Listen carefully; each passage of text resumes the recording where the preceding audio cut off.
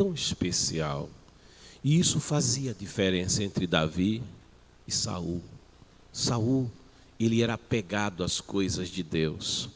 Saul era apegado à coroa, ao trono, ao reinado, mas não a Deus. Saul tinha medo de perder as coisas. Saul tinha temor daqueles que pudessem lhe fazer frente, daqueles que pudessem tirar-lhe a glória de ser rei.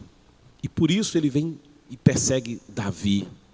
Ainda que Davi tivesse sido ungido rei, ainda na adolescência, Davi não assumiu o reinado. Ele era um leal servo do Senhor e um leal servo da nação de Israel, servindo e muito bem o rei Saul.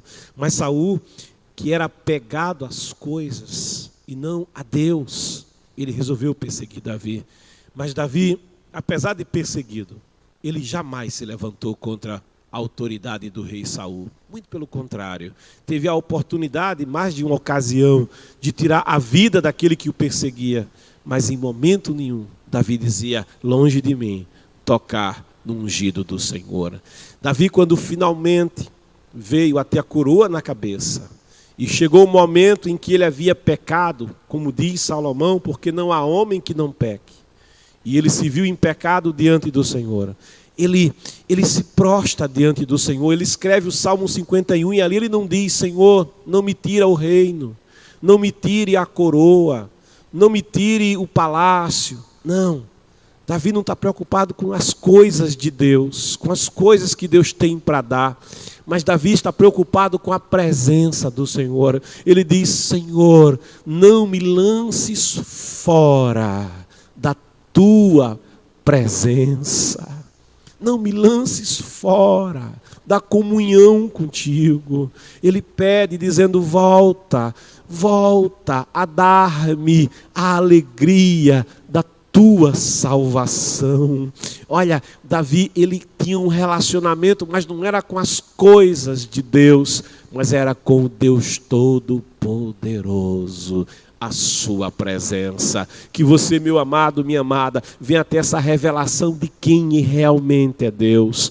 Como Jacó começou a andar com Deus pelas coisas de Deus, lá no deserto, quando ele tem aquele sonho, a escadaria subindo ao céu, e ele tem toda aquela visão, salvo engano, Gênesis, ali na altura do capítulo 26, salvo engano, quando ele tem a visão da escadaria, e Deus fala com ele, diz: eu sou Deus de Abraão, Isaque e Jacó, eu vou te dar a terra das tuas peregrinações. Deus estava renovando uma aliança ali com Jacó. Quando Jacó acorda, entende que aquele lugar era o lugar da presença de Deus, ele diz: quão terrível esse lugar, aqui é a presença de Deus, é a casa de Deus, eu não sabia, chama o lugar de Betel. E quando ele faz aliança com o Senhor, ele faz uma aliança com Deus a partir das coisas que ele precisa. Ele diz: olha, se o Senhor me der roupa para vestir, se o Senhor me der alimento para o meu corpo, se o Senhor me proteger, se o Senhor me guardar nessa viagem que eu vou fazer. Aí ele faz assim um acordo com Deus, uma sociedade com Deus.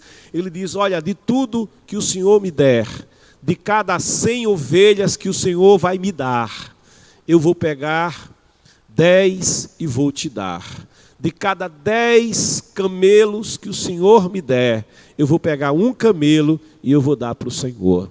Veja que sociedade, como Jacó era esperto, né? Que sociedade que ele estava fazendo com Deus. Será que você aceitaria ser sócio de alguém que dizia: olha, ser meu sócio, e de cada 10 resultados que você produzir, eu vou te dar um resultado e vou ficar com 9. Será que você aceitava isso?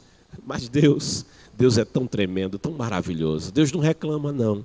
Deus diz: está certo, Jacó. Deus aceita. E vai abençoar Jacó verdadeiramente. Nos 20 anos seguintes, Jacó vai ser grandemente abençoado. E quando ele estiver farto de tudo quanto ele queria tanto, Ele era apegado a camelos, Deus deu os camelos para ele. Ele era apegado a ovelhas, Deus deu muitas ovelhas para ele, um grande rebanho.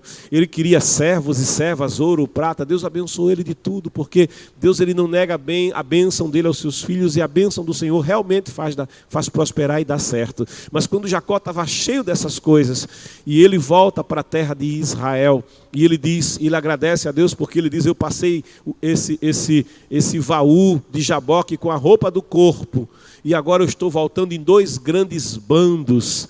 Mas naquela noite em que ele sabia que Esaú vinha contra ele para persegui-lo com 400 homens de guerra, ele percebe naquela madrugada, quando ele fica só e ele busca socorro em Deus, ele percebe que muitos rebanhos que ele possuía não podia salvá-lo. Ele percebe que o seu ouro, a sua prata não poderia salvá-lo, e ele se volta para o Senhor muito angustiado naquela noite, porque os seus bens não podiam fazer nada por ele. É por isso que a palavra diz que adianta o homem ganhar o mundo inteiro e perder a sua alma. Mas naquela madrugada ele se encontra com Deus. Ele não reconhece o seu Deus. Ele acha que até um adversário, um espia que Esaú mandou para matá-lo, e se agarra com aquele que vem aparecendo ali e luta. Tem uma luta de Jacó com aquele que apareceu, e aquele que apareceu luta com ele. A dado momento, quando o sol vai surgindo, quando o alvorecer acontece, Jacó começa a perceber